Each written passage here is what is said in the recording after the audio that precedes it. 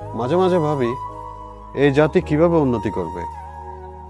একজন আরেকজনের সাথে ঝগড়া করে আর গালি শুনতে হয় মা বাবাকে। জুতা বিক্রি হয় শোরুমে আর বই বিক্রি হয় ফুটপাতে। তাহলে বুঝে নিন, জাতির বইয়ের দরকার নেই, জুতার দরকার। নিজের পয়সায় যখন একটা ইট কিনবেন তখন বুঝে যাবেন বাবার ঝুপড়িটা কতটা দামি ছিল। যদি মন থেকে ধনী হয়ে থাকেন, একটা সাইকেলেও আপনি খুশি থাকবেন। আমি তো দামি গাড়িতেও বসে লোকজনকে কাঁদতে দেখেছি।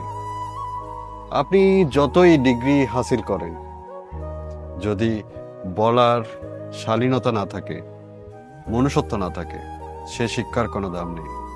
এই দুনিয়া অনেক জালিম। এক্সপেরিয়েন্স দিয়ে মানুষ থেকে খুশি চিনিয়ে নেয়।